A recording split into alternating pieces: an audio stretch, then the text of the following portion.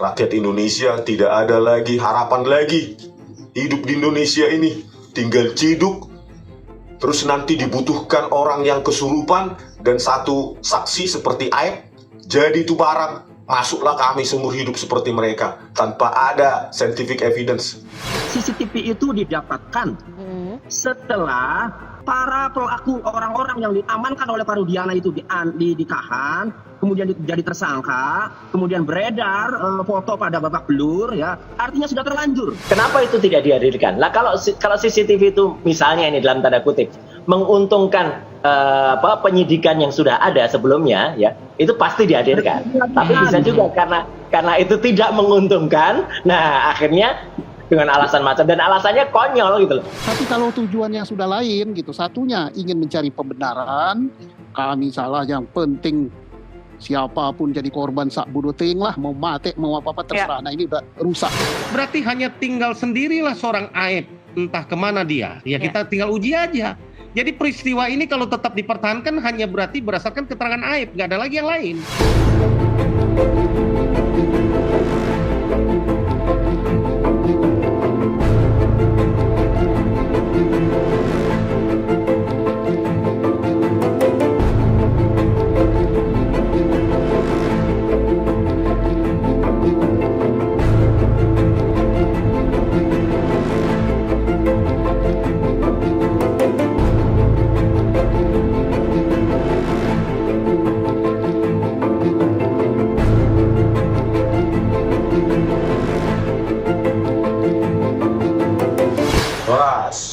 Horas Baligi Academy dari tepian Danau Toba yang indah.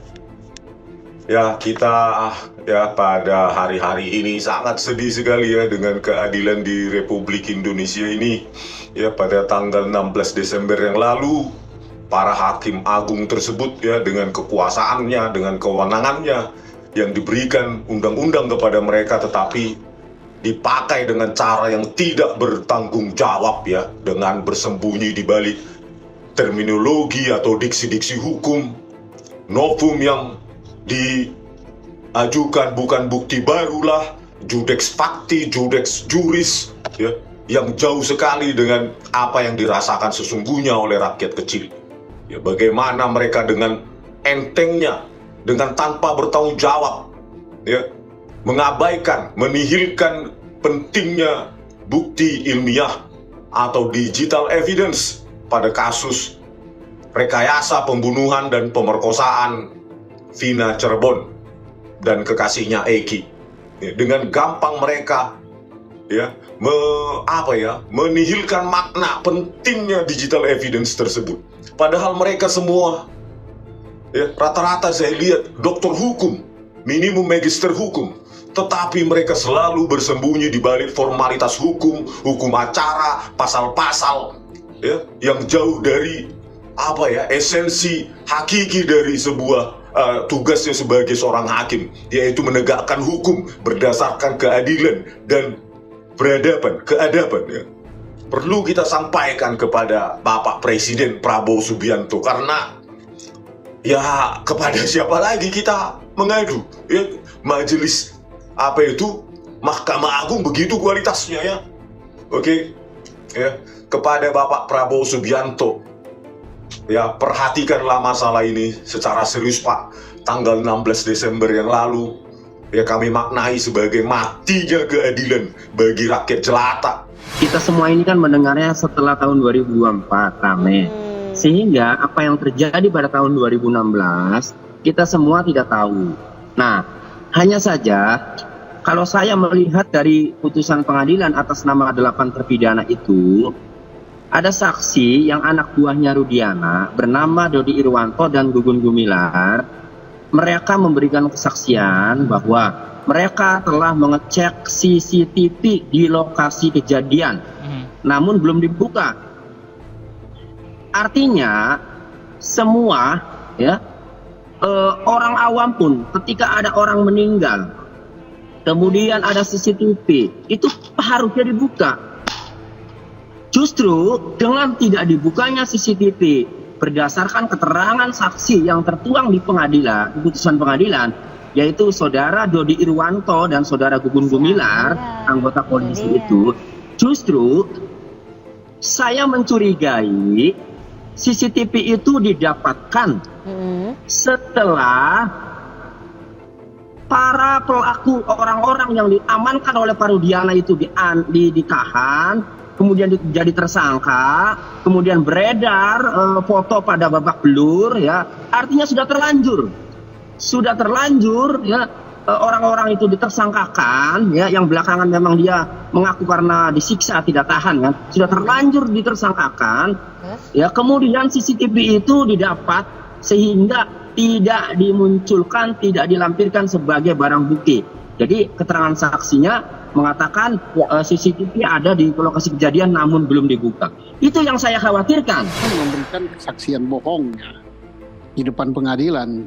Yang kedua, dia melakukan penyiksaan. Apalagi Indonesia sudah meratifikasi tentang peraturan anti penyiksaan internasional, ya.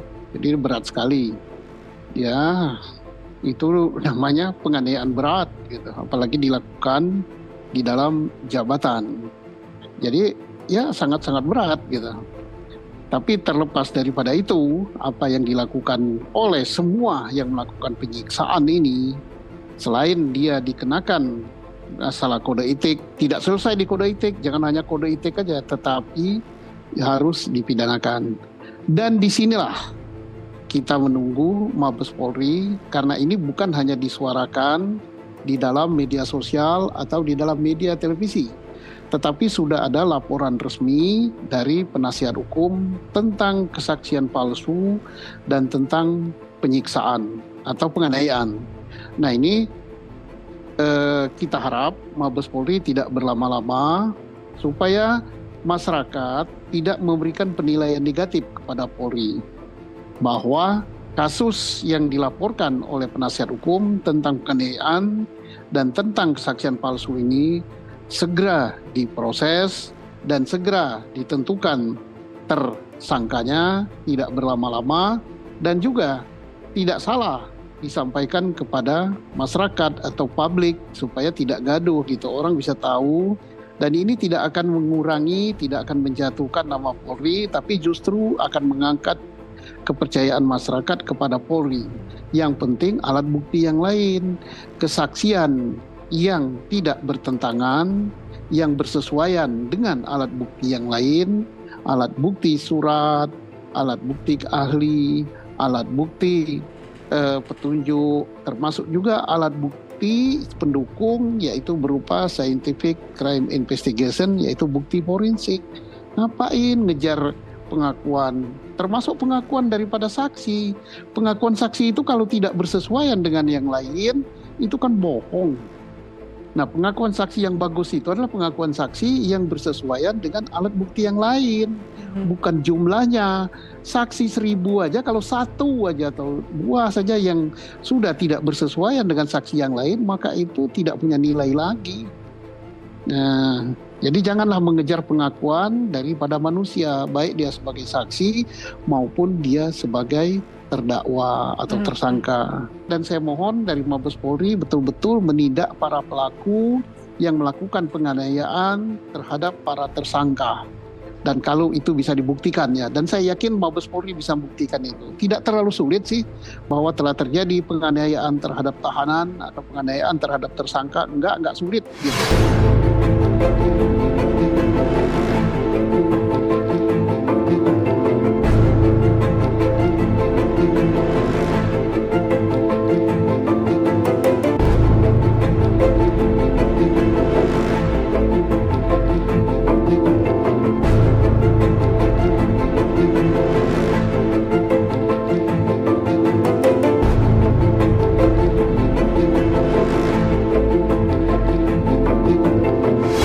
Juga secepatnya ya untuk bisa segera kita mendapatkan keadilan bagi para terpidana ini.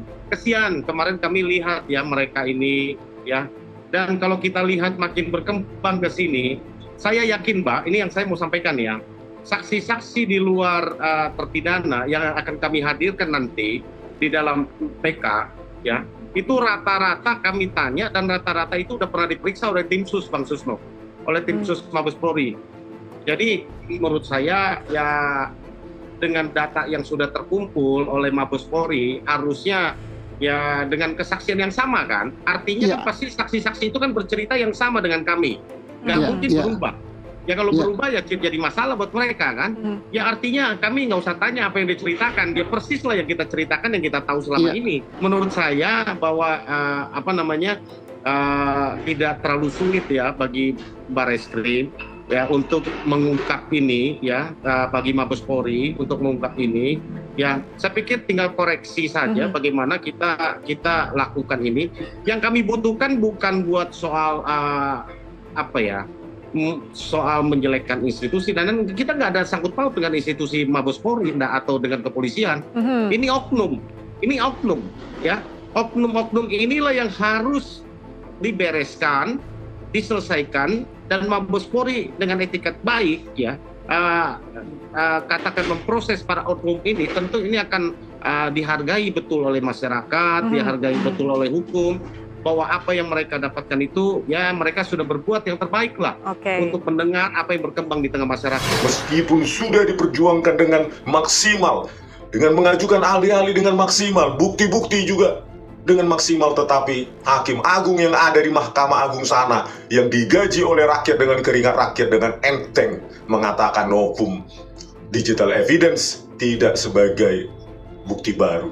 Jadi bersedia berkenan kiranya Pak Prabowo Subianto untuk memanggil langsung Ketua Mahkamah Agung untuk menghadap dan menanyakan mengapa bukti ekstraksi SMS pukul 22.14.10 WIB dari HP Samsung Galaxy almarhumah Vina ke tablet Widi tidak dipandang sebagai novum.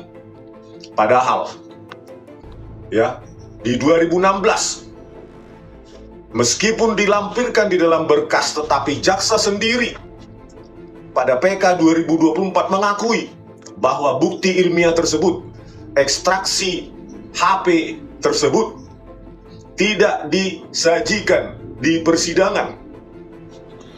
Bukti SMS tersebut secara tidak terbantahkan membuktikan bahwa almarhumah Vina masih hidup saat dituduhkan terjadi ruda paksa secara bergilir dan pembunuhan yang terjadi katanya pada pukul 21.15 sampai 22.30, padahal bukti SMS masih ada 22.14.10.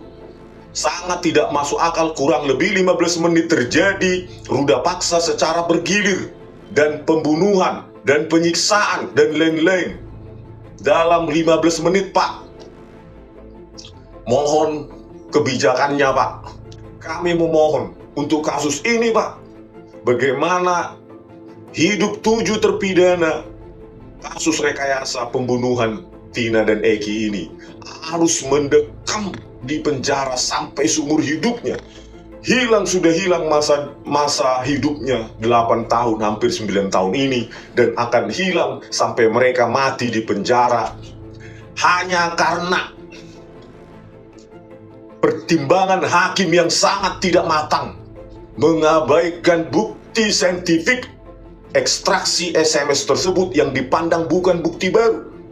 Padahal jaksa di persidangan PK di Cirebon tahun 2024 ini mengakui sendiri bahwa itu tidak disajikan di persidangan pada tahun 2016. Kok bisa para hakim ini dengan enteng mengabaikannya? Apakah dia membaca berkas atau cuma duduk-duduk ongkang-ongkang terus memutuskan? Mereka sudah dibayar dengan keringat rakyat yang sebentar lagi PPN 12%. Tidakkah mereka bersyukur atas gaji dari rakyat tersebut? Malah dengan enteng ya, padahal mereka harusnya mencari keadilan atas nama Tuhan yang Maha Esa dalam keputusan mereka. Saya buka saja, saya mendapatkan informasi dari seseorang yang belum muncul, tapi seseorang itu mengaku berada di TKP. CCTV itu ada di jembatan. Kalau itu dibuka, maka yang membuang mayat itu kelihatan. Ya artinya kalau CCTV itu dibuka, bisa saja yang muncul itu pelakunya bukan yang ditangkap itu gitu loh.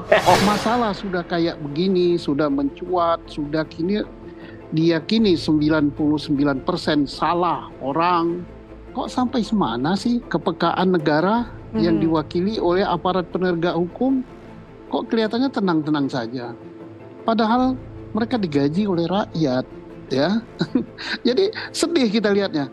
Ya terima kasih lah Pak Jutek ya, kepada Pradi, kepada penasihat hukum yang lain. Dan sekarang pertanyaannya, siapa yang mengatakan, yang berpikiran bahwa terpidana 8 orang itu pelakunya? Taruhlah ini pembunuhan. Siapa yang mengatakan itu? Ya kalau enggak mengatakan dia pelakunya, mari kita mencari kebenaran. Enggak usah malu, enggak usah apa-apa. Rakyat itu ingin sekali misalnya dari pihak penyidik mengasihkan kepada penasihat hukum, ini loh hasil tim sus bahwa ternyata ada kekeliruan. Tapi kalau tujuannya sudah lain gitu, satunya ingin mencari pembenaran, kami salah, yang penting siapapun jadi korban sak bodo ting lah, mau mati mau apa-apa terserah. Nah ini udah rusak ya. Tapi ingat, pertanggungjawaban di akhirat. Dan saya percaya instansi saya, Polri, tidak seperti itu. Jika terjadi pengabaian terhadap digital evidence tersebut yang disengaja oleh para hakim agung pada sidang PK tersebut, maka hal lumrah kalau kami sebagai masyarakat dan rakyat Indonesia yang membayar pajak mereka agar ke para hakim agung tersebut dipecat.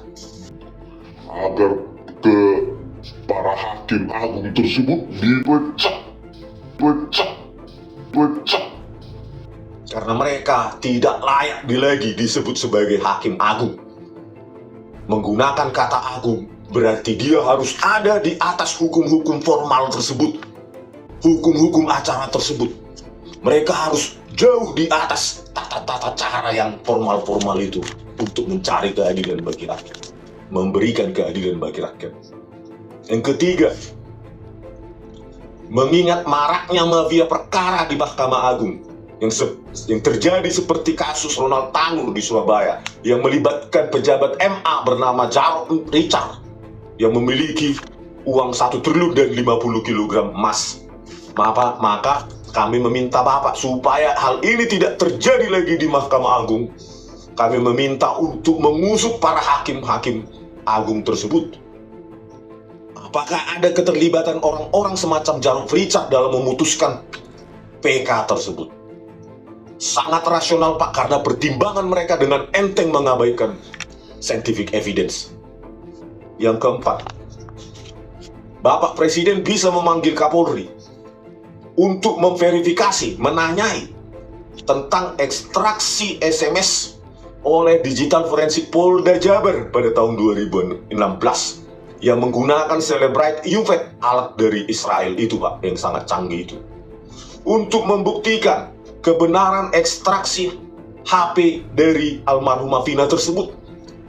Bapak bisa menanyakan, memanggil Kapolri Listio Sigit Prabowo, tanyakan langsung. Kalau benar, berarti kalau benar ekstraksi tersebut dilakukan oleh Digital Forensik Polda Jabar tahun 2016 dan membuktikan almarhum Vina masih hidup, maka keputusan Hakim Agung tersebut sudah sangat sesat Pak, dan rakyat menuntut keadilan.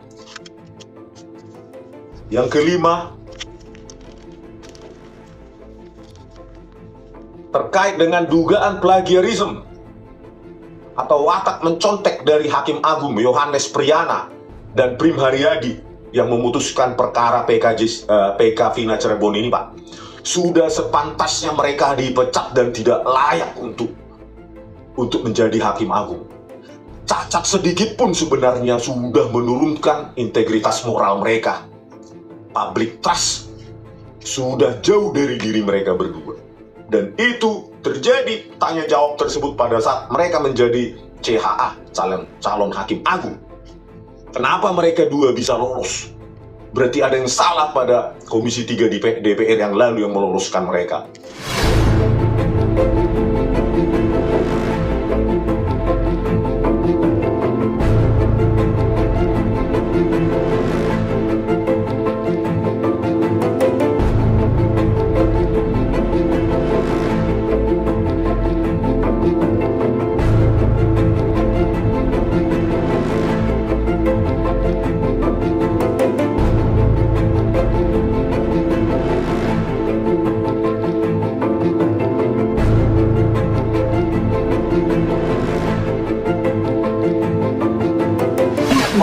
mohon maaf tadi putus ya. Saya setuju 100% yang disampaikan oleh Mas Tony.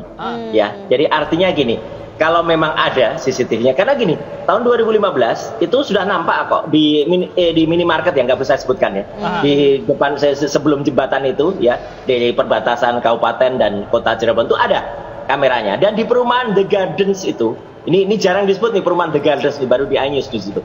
Di perumahan The Gardens itu juga ada CCTV. Jadi artinya dimungkinkan misalnya kalaupun tidak 7, minimal ada 2 atau 3 CCTV. Dan menariknya di sidang kan itu disebut CCTV-nya ada, tapi tidak ada orang yang bisa memeriksanya. Come on gitu ya. Kalau menurut saya ketawa itu membaca berita itu ya. Karena apa? Karena kan 2016 itu sudah bukan 10 atau 15 tahun yang lalu. Semenjak 10 atau 15 tahun yang lalu pun saya sudah jadi ahli dalam bidang CCTV. Jadi artinya kan harusnya ada lah gitu. Kalau nggak ada di Cirebon, ambillah dari Polda Jabar. Kalau nggak ada Polda Jabar, ambillah dari Mabes Polri. Pasti ada lah. Jadi ya moga-moga saja memang kemudian itu bisa. Kalaupun tidak ada, nah ini memang betul ada indikasi yang tadi disampaikan oleh Mas Tony tadi, Mas. Gitu. Saya mau menegaskan dulu betul apa yang dikatakan Mas Roy. Rupanya Mas Roy ini sudah menyelidiki di depan minimarket yang memang saya juga tidak mau sebut namanya, itu ada. Jadi menurut keterangan saksi yang belum mau muncul ya, menginformasikan kepada saya CCTV itu yang jelas yang diamankan itu ada 2. Satu yang menghadap ke jalan raya akan kelihatan pembuangan mayat. Rombongan motor itu kelihatan, Mas. Oke. Market itu mengamati nunggu orang lewat sepi gitu loh. Kemudian baru dibuang mayat, bongkar gitu. Ya, itu kuncinya ada di Pak Rudiana dan anak buahnya, terutama saksi, 2 saksi yang tertuang dalam putusan pengadilan. Nah, kemudian kalau kecurigaan kami, ya jelas begini. Polisi mana? Ya, polisi mana? Naluri seorang polisi mana? Ketika ada kejadian, harusnya mencari berbagai petunjuk. Dari HP dibuka, dari CCTV dibuka. Mencari tahu, ya. Terlihat dalam kamera pelaku-pelaku yang melakukan itu kan, nopi-nopi. Nah, ini kok malah nggak dibuka. Ya itu juga kan udah pasti lah, masyarakat nggak bisa curiga lah. Kalau begitu, kan itu. Jadi, kami melihat ada yang ditutup-tutupi ini. Memang bisa diambil atau tidak itu tergantung 2 hal, faktor teknis dan faktor non teknis. Tadi karena nama petugas ada disebut ya oleh Mas Tony, ya nggak apa-apa lah, kita buka aja. Ibtu Rudiana ya itu memang punya relasi kuasa untuk mengambil itu CCTV itu, karena kan tidak mungkin CCTV itu bisa diambil oleh pemilik minimarket atau misalnya kalau itu dinas tata kota yang ada di Cirebon yang memiliki kamera yang ada di dekat jembatan atau yang ada di perumahan The Gardens itu, atau orang yang bisa memerintahkan untuk membuka CCTV. Nah gitu. Jadi ada orang yang memerintahkan yang punya relasi kuasa. Dalam hal ini memang betul petugas kepolisian itu punya relasi kuasa itu. Nah artinya apa? Kalau memang itu diambil, saya malah bersyukur. Ya gitu, bersyukur. Alhamdulillah kalau itu nanti ada dan ternyata masih ada barangnya bisa dibuka. Tetapi kalau waktu itu tidak diambil, ya dan kemudian lewat, pasti sudah tertutup oleh karena CCTV itu bisa bertahan paling hanya 2 minggu atau sebulan. Apalagi kapasitas hard disk waktu itu kan mungkin baru 500 giga atau paling besar 1 tera. Kalau sekarang kan bisa 2 tera, bisa 4 tera gitu. Artinya apa? Ya kalau saya membenarkan analisis tadi dari Mas Tony bahwa kenapa itu tidak dihadirkan? Lah kalau CCTV itu misalnya ini dalam tanda kutip menguntungkan penyidikan yang sudah ada sebelumnya ya, itu pasti dihadirkan. Tapi bisa juga karena itu tidak menguntungkan, nah akhirnya dengan alasan macam, dan alasannya konyol gitu loh. Alasan kok tidak ada orang yang bisa memeriksa CCTV gitu loh. Itu alasan ini harusnya dibantah atau nanti di-challenge oleh kuasa hukum. Terkait dugaan penyiksaan oleh polisi bernama Rudiana, Aris Papua, dan Gugum Gumilar, Bapak bisa memanggil Kapolri Listio Sigit Prabowo yang katanya telah membentuk tim sus terdiri dari Irwasum lah katanya, Propam lah, Kadif Propam dan lain-lain, yang sampai saat ini ditunggu rakyat, hasilnya zong alias nihil Pak. Kapolri ini sudah biasa mengeluarkan statement di publik tanpa ada hasil, janji palsu. Dan Kapolri inilah yang sudah saya laporkan rekayasa video CCTV Jessica Kumala Wongso oleh Tito Karnavian dan Krisnamurti dan Muhammad Noel Azhar, dan didiamkan, Pak. 6 kali saya laporkan Dumas Presisi. Bapak seharusnya secepatnya mengganti orang ini supaya hukum di Indonesia bisa lebih baik, bukan menjadi kepolisian terburuk, terkotor, terkorup se-Asia Tenggara. Memalukan kita, Pak. Malu kita dengan negara-negara tetangga kita dengan kualitas kepolisian semacam ini di bawah pimpinan Listio Sigit Prabowo. Yang ketujuh, Pak, penolakan PK 8 terpidana kasus Vina Cirebon. Ini memberikan pesan, Pak, bahwa keadilan bagi rakyat kecil itu sudah nihil. Betapa tidak, begitu banyaknya saksi-saksi fakta, begitu banyaknya ahli, begitu kerasnya perjuangan para pengacara, tetapi Hakim Agung yang katanya agung di atas sana dengan enteng meniadakan, mengatakan novum yang diajukan bukan bukti baru. Dia carilah pasal KUHP 163 atau 16 berapa itu, ayat 2. Tidak ada argumentasi apapun mengapa ekstraksi HP itu ditolak. Bukan bukti baru, hanya karena penggunaan diksi baru lama, yang tidak ada kaitannya dengan keadilan bagi rakyat.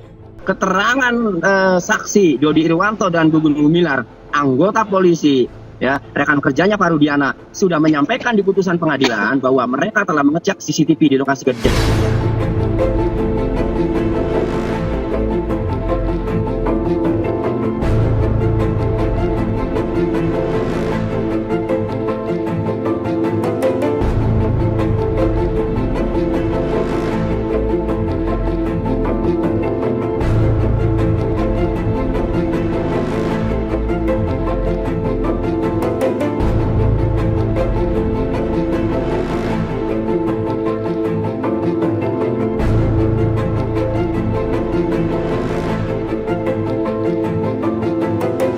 Belum dibuka, berarti sudah inkrah. 2 orang tersebut harus bertanggung jawab mengenai keberadaan CCTV itu. Harus bertanggung jawab. Nah, diperiksa dulu itu Dodi Irwanto dan Gugun Gumilar. Nanti yang kemungkinan 2 hal yang terjadi. Pertama, kalau CCTV itu kemudian tidak ada, maka ia harus bertanggung jawab karena sudah menghilangkan barang bukti itu, Mas. Oke, baik. Ya, kemudian yang kedua, kalau CCTV itu ada namun isinya tidak ada, maka harus dikenakan obstruction of justice, menghilangkan barang bukti, merintangi penyidikan. Oke. 2 orang itu harus bertanggung jawab karena Baik. sudah tertuang dalam putusan pengadilan. Selain CCTV juga percakapan handphone juga sampai sekarang juga belum dibuka ya Mas Tony ya? Betul, ada 6 handphone yang tertuang dalam putusan pengadilan dalam amarnya menyatakan barang bukti berupa bla bla bla. Di antaranya ada 6 handphone. Yang lebih parah lagi, handphonenya Vina korban tidak dibuka. Tidak ada keterangan dari penyidik, dari ahli IT dan seterusnya. Alasannya apa tidak dibuka, Mas Tony? Ya, Alasannya apa mereka tidak mau membuka? ya tidak ada. Di situ tidak ada pembuktian dari handphone. Sehingga orang bodoh saja akan bertanya-tanya, handphone disita untuk menjelaskan apa? Ya. Inilah, Pak, ya, bagaimana mengabaikan scientific crime.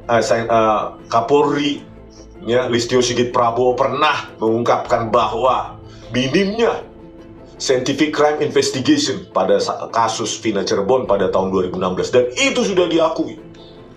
Ketika kita bahas lagi ekstraksi tersebut di persidangan disajikan, ya, supaya ada verifikasi ilmiah, perdebatan ilmiah di persidangan pada tahun 2024 yang lalu, justru itulah yang diabaikan oleh para hakim agung tersebut yang katanya doktor hukum, magister hukum, tapi pertimbangannya ya cuma pasal-pasal yang dipakai untuk mengentengkan pekerjaannya, mengabaikan, menihilkan pentingnya digital evidence atau scientific evidence tersebut. Oke, Pak Prabowo, inilah mungkin mewakili perasaan masyarakat yang ada di Indonesia.